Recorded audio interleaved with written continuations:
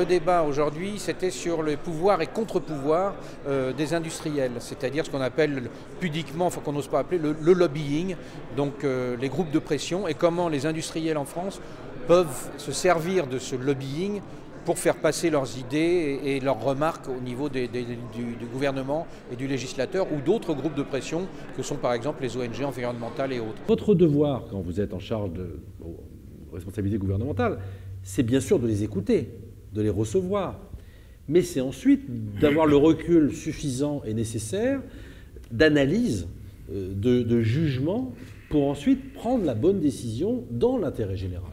Voilà. Donc ça veut dire qu'il faut être à la fois à l'écoute, mais en même temps doté de moyens de recul, d'expertise, d'analyse, qui vont vous permettre de prendre la bonne décision. On est dans la culture, c'est-à-dire cette culture industrielle a été, je dirais, mise en danger par la culture du tout-service. C'est-à-dire, on a dit dans la société post-industrielle, il faut rappeler ce concept de société post-industrielle, on a dit c'est pas grave que des usines ferment, c'est pas grave qu'il y ait une désindustrialisation, c'est pas grave qu'il y ait des délocalisations, des services remplaceront l'industrie. Et on s'aperçoit aujourd'hui qu'on consomme 10% de plus qu'on ne produit.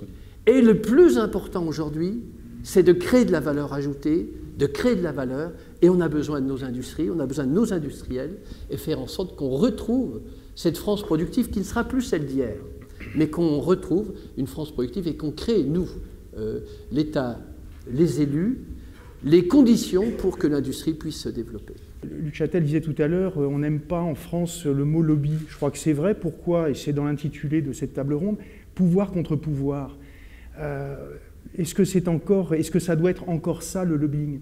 Moi, je ne crois pas. Dans la situation dans laquelle on est, dans la situation dans laquelle sont nos industries, ce qui nous intéresse, et notre pays, ce qui nous intéresse, c'est d'essayer de faire passer des messages qui sont des messages de bon sens. Et ces messages de bon sens, on se rend compte que, manifestement, le système du lobby tel qu'il existe aujourd'hui, là encore, pouvoir contre pouvoir, ça ne fonctionne plus.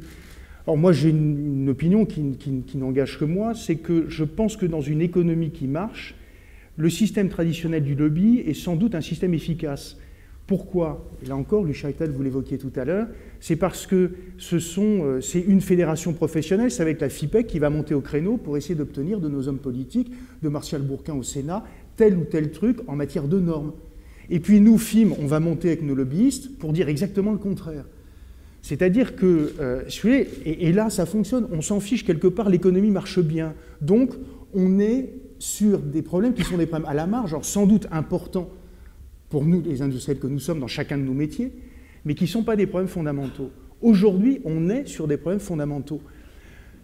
Pourquoi, et vous le disiez tous les deux tout à l'heure, pourquoi est-ce que nous avons aujourd'hui des groupes qui se rassemblent?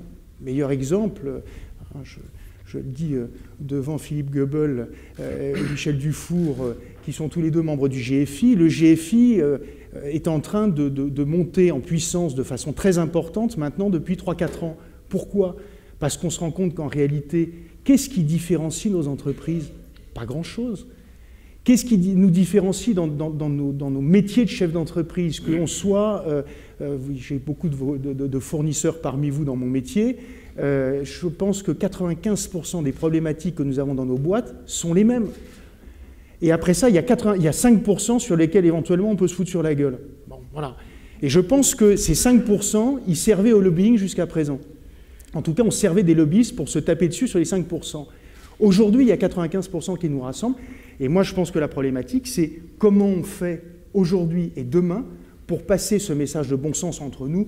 Je vous donnerai quelques idées tout à l'heure. C'est intéressant pour nous, effectivement, puisque demain on a cette réunion sur le lobbying, avec le choix d'un cabinet, c'est de savoir comment était perçu le lobbying vis-à-vis des parlementaires. On avait là devant nous un sénateur et un membre de l'Assemblée nationale, donc on avait un député, avait une version tout à fait intéressante. Ce qu'on peut voir aujourd'hui, c'est qu'ils ne sont pas contre. Ils parlent d'organisation, ils parlent de pouvoir un peu mieux encadrer ou cadrer cette information, parce qu'avant tout, effectivement, c'est un lieu d'information, le lobbying. C'est défendre une profession.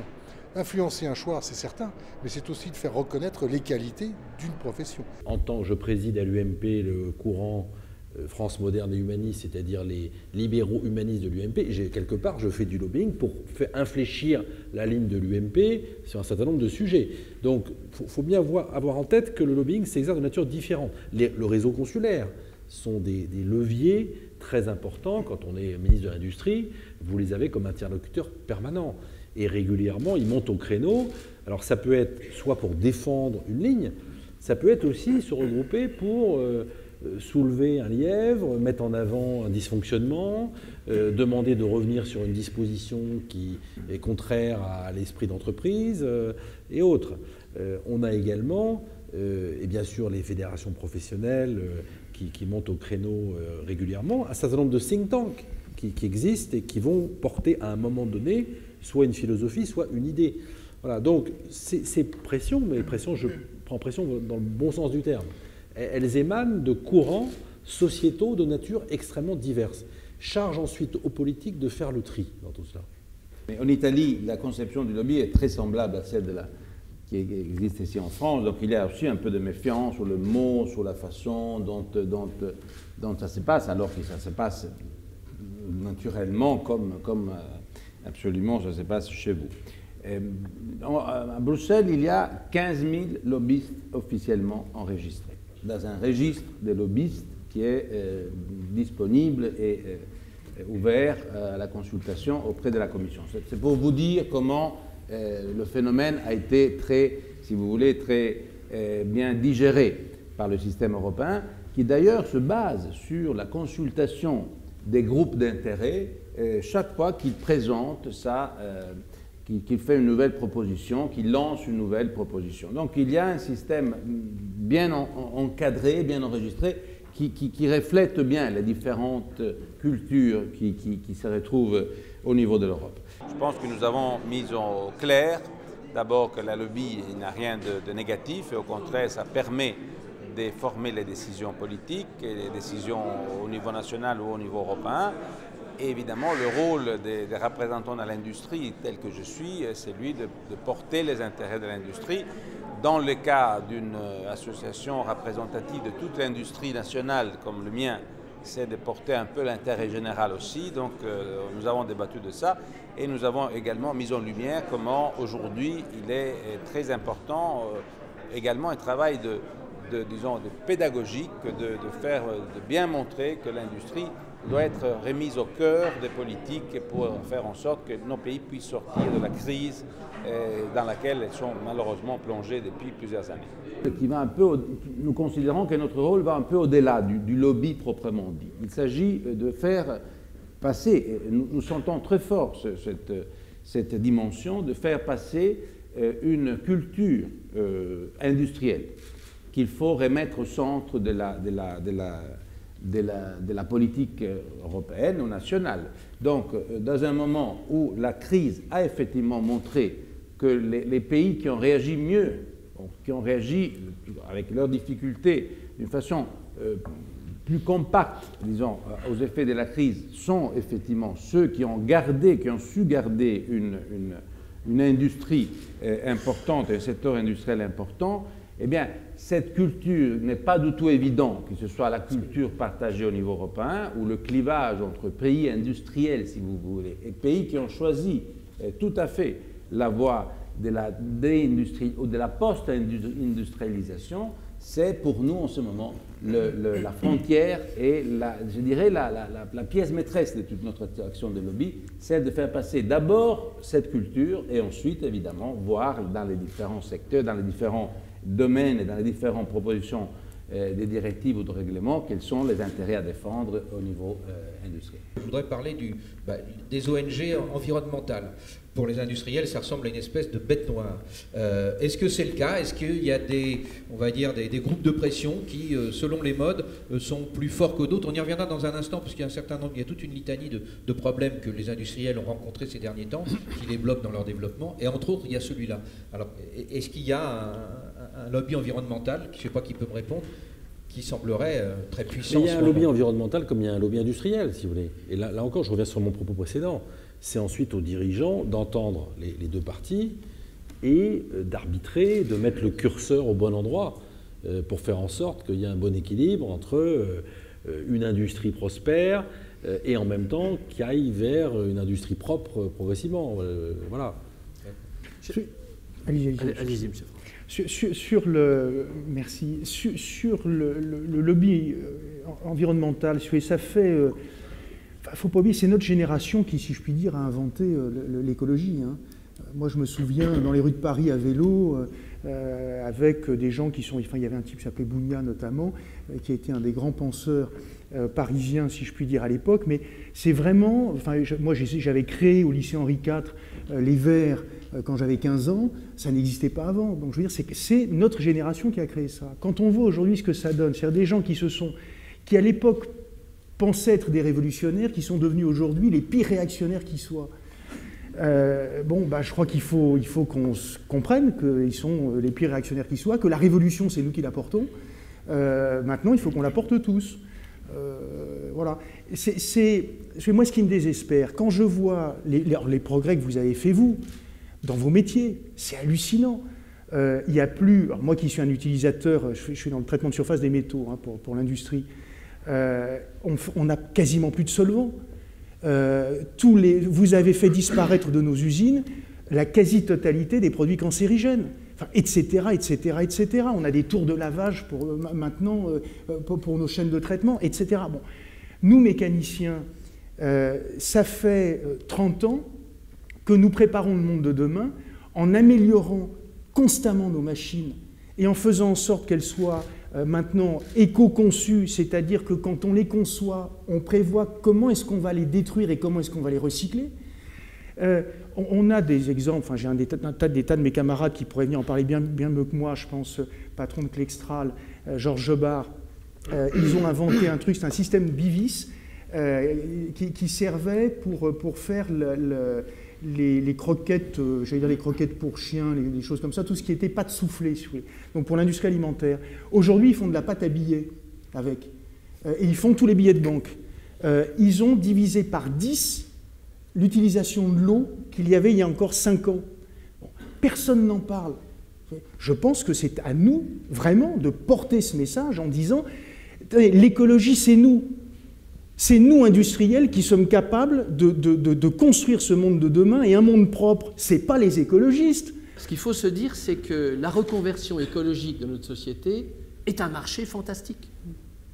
Et dans cette reconversion écologique, par exemple dans le bâtiment, la brique monomure, tous les travaux que nous avons à faire pour isoler, pour économiser l'énergie, tout ça sont des marchés fantastiques.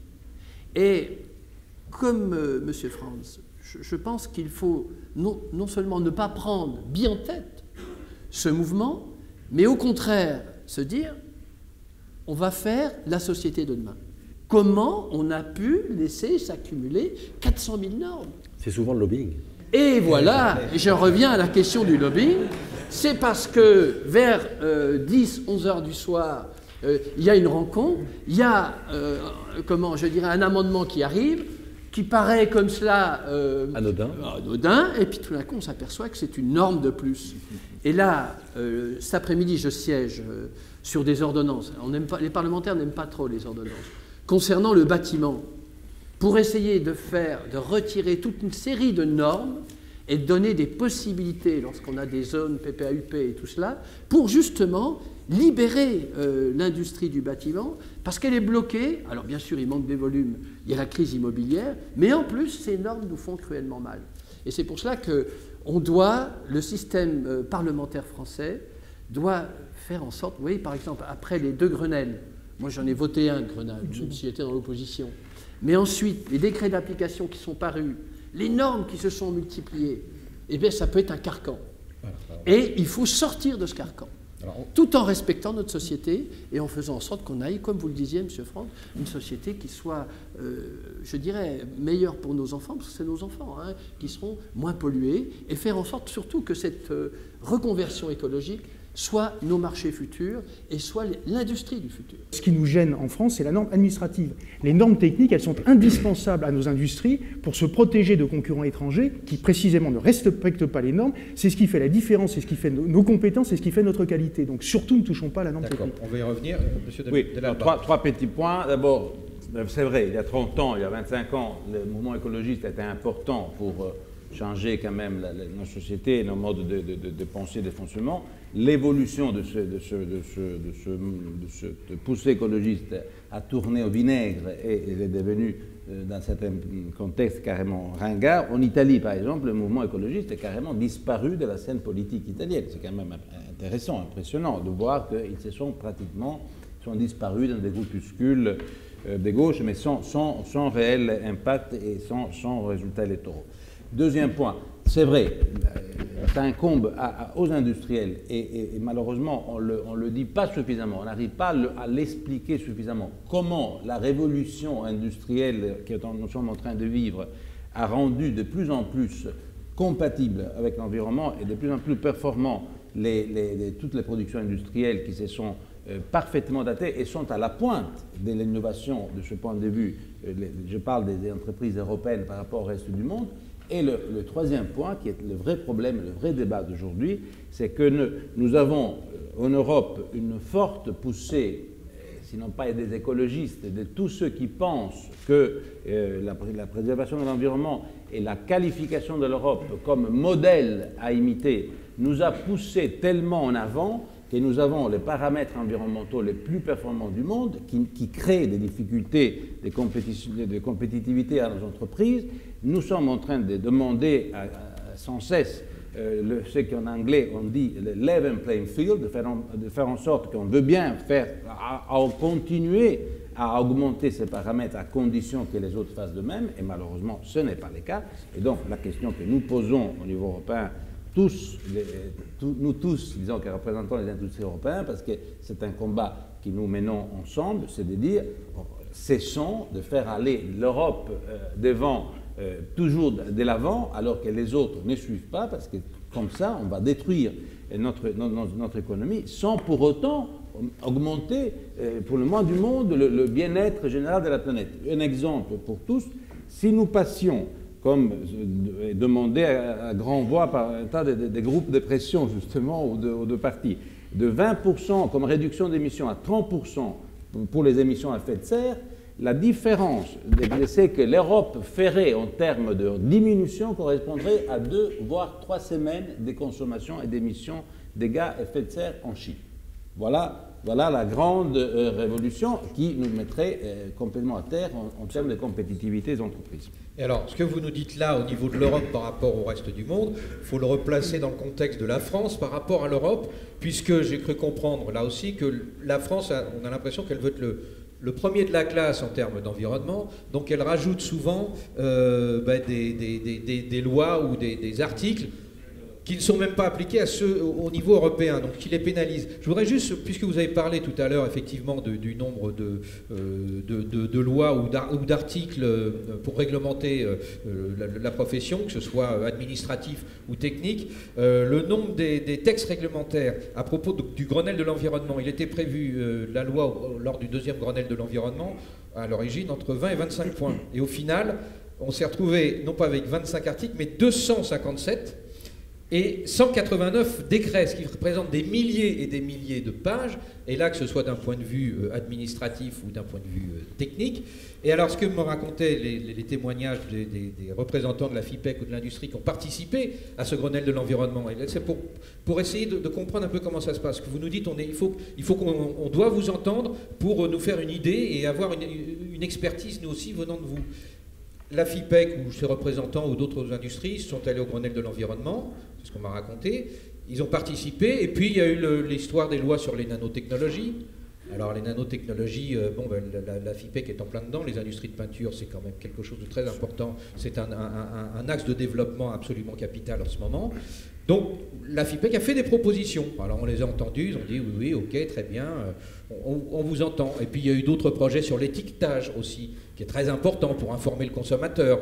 Alors la FIPEC, là aussi, a fait des contre-propositions en disant n'en mettez pas trop parce que sinon les étiquettes vont coûter plus cher, ça va nous grever notre budget. Enfin bon, il y a toute une série des normes techniques, puis on va être en concurrence déloyale par rapport à nos amis allemands qui, eux, n'ont absolument pas ces obligations en termes d'étiquetage. Donc ils sont partis du Grenelle de l'environnement en se disant ok, on a été entendu. Et puis finalement, quand le Grenelle a été terminé, qu'on a dit voilà à quoi ça ressemble, ils n'ont absolument rien retrouvé de toutes leurs propositions. Donc pour en arriver à ma question, les politiques ou le législateur dit on veut vous entendre, mais on a l'impression qu'on vous entend, mais on ne vous écoute pas. Comment ça se passe en fait? Nous devons créer de la richesse. Nous devons avoir des pouvoirs publics qui, dans ce pays, allouent de la ressource à la création de richesse. Nous ne pouvons plus distribuer une richesse que nous ne créons pas. Nos entreprises, ça sert à quoi? À créer de la richesse pour la redistribuer. C'est le seul message que nous devons faire passer. Le bateau coule. Alors, puisqu'on a vos interlocuteurs... Je pense que là, ils ont pris des témoignages importants qui permettent de mieux sensibiliser ces responsables parlementaires pour pouvoir nous aider à faire passer ces messages dans l'intérêt de notre profession. Les élus, est-ce qu'ils ont l'oreille attentive au niveau de leur circonscription de ces petits citoyens, entre guillemets, chefs d'entreprise ou autres, qui leur font monter l'information directement de leur entreprise? Monsieur Bourquin, puis Monsieur Châtel.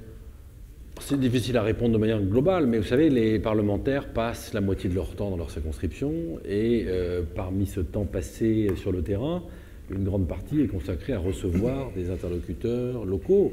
Et donc, je pense que les parlementaires sont ceux qui sont sans doute le plus au contact des fédérations professionnelles sur le plan local, des entrepreneurs. Donc je ne pense pas que le problème vienne de là.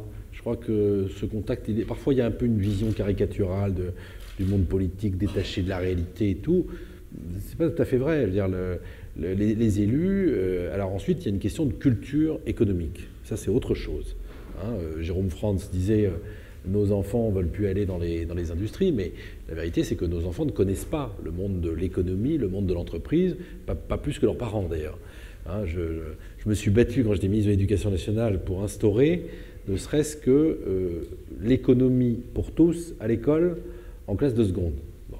Et c'est un combat difficile que j'ai mené. Ensuite, il fallait savoir quelle économie, parce qu'il fallait voir l'économie que certains présentaient à l'école. Ça peut être partisan. Voilà. D'ailleurs, j'ai eu de grosses désillusions, parce que figurez-vous qu'on a réformé les programmes, et puis l'année dernière, j'ai une fille qui rentre en seconde, et le jour de son premier cours de sciences économiques et sociales, elle vient me voir, elle me dit « Papa, il faut que tu m'aides ». Je dis « Ah bon, c'est quoi ton premier devoir ?» Mon premier devoir, la question qu'on me pose, c'est « Citez-moi 5 allocations dans le système français ». Voilà. Vive la France. Donc je me suis dit que le chemin était long. Voilà. Ça a dévié sur l'éducation d'une manière assez brève, sur l'intérêt de l'éducation. Et là, j'ai rebondi sur l'ITEC pour interpeller notre sénateur sur l'intérêt que peut avoir l'État à avoir des écoles d'ingénieurs qui forment de très très bons cadres pour nos industries et qui sont véritablement le poumon de notre société. Il faut complètement ouvrir l'éducation sur l'entreprise. Alors je sais qu'il y a eu un débat, c'était hier soir au Parlement, Luc Châtel, sur la nouvelle loi concernant l'université. On présente le fait d'amener les politiques de transfert à l'université comme amener le patronat dans l'université. Je crois profondément à des écosystèmes industriels où il doit y avoir des petites, des grandes entreprises qui fonctionnent en réseau, avec une université qui est à côté, et faire en sorte qu'il y ait ces écosystèmes industriels pour que l'innovation se diffuse tout au long de la chaîne productive. Si on n'a pas ça, on aura du mal à reconstruire une industrie. Et c'est pour cela que vous êtes, notamment au niveau des entreprises, un lien vraiment permanent avec elles, mais secondement, il faut être à l'université pour veiller à ce que les questions technologiques soient sans arrêt posées et le lien avec les entreprises soit sans arrêt posé. Et puis après, il y a la question des banques. La question des banques, de l'assurance-crédit est un vrai problème, le financement. Parce que le financement, j'ai regardé dans cette mission que j'ai eue pendant 4 mois, le niveau d'investissement dans l'industrie française, on est en queue de peloton de l'Europe. Et il y a beaucoup de PME, de TPE qui ont un mal fou à obtenir des financements. Bon, la Banque publique d'investissement va être en place au mois de juin. Elle se fait attendre, mais il faut vraiment qu'elle soit là. Mais le secteur bancaire, l'ensemble du secteur bancaire, doit être beaucoup plus à l'écoute de notre industrie. La France, aujourd'hui, est en queue de peloton européen concernant l'investissement, au même niveau que le Portugal. Un grand pays comme la France doit retrouver des marges d'investissement parce que si on veut parler d'industrie, il faut parler d'innovation et d'investissement. C'est tout cela et un élu, tout naturellement, devait participer à ce débat et être le porte-parole de celles et ceux qui veulent défendre une France industrielle. Écoutez, le seul regret que nous ayons, mais ce n'est pas nouveau, c'est que dans l'ancienne équipe, l'industrie dépendait de 13 ministères. Aujourd'hui, l'industrie dépend, je crois, de 10 ministères. Ça fait quand même un peu beaucoup, alors sans doute que c'est pas facile. Le jour où on aura un grand ministère de l'industrie, je pense qu'on pourra dire oui, on a des pouvoirs publics et des hommes politiques qui ont pris conscience que l'industrie était un élément essentiel de ce pays. Sur le ministère du redressement productif, bon, je suis en dehors des frasques de notre ministre de temps en temps, je crois que c'est un vrai amoureux de l'industrie. D'ailleurs, comme Luc Châtel l'avait été.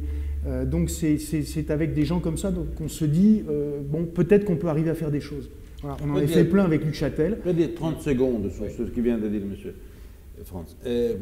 Vous avez présidé le Conseil compétitivité, justement. On a eu honte à un moment donné d'appeler, de convoquer un conseil industrie. Et le même phénomène, parce que la culture qui s'est développée les 15 dernières années était contre l'industrie finalement. Même en Italie, notre ministère de l'Industrie, ça s'appelle le ministère du Développement économique, et il a été appauvri de ce pouvoir, de ses compétences, parce qu'à un moment donné, on faisait, et dans les pays nordiques, attention, politique industrielle dans les pays nordiques est un mot banni, parce que politique industrielle, pour eux, c'est étatisme, dirigisme, voire voilà, planification soviétique. Donc, il y a aussi une sémantique à récupérer sur le mot et sur la valeur de l'industrie, et on pourrait en dire sur l'école, etc., et sur les valeurs qu'on transmet et qui font qu'être industriel, ce n'est pas une valeur aujourd'hui. C'est presque quelque chose qui va à l'encontre. La métaphore du bateau qui coule, c'était une métaphore pour expliquer une difficulté et comment on réagissait en difficulté. La France a des potentialités importantes. Elle a une richesse importante. Elle a des capitaines d'industrie de grande qualité. Elle a des PME, des TPE de grande qualité. Elle a aussi une belle université, même s'il faut faire attention. Elle a des capacités, puis surtout avec la crise climatique qui s'engage, même si on a un mauvais temps, elle est un peu préservée de pays beaucoup plus exposés avec les catastrophes. Et l'idée de confiance, d'aimer ce pays, parce qu'il mérite d'être aimé, mais en même temps d'avoir ce patriotisme à chaque fois qu'il faut le défendre. Et aujourd'hui, il est en difficulté sur le plan économique et sur le plan industriel.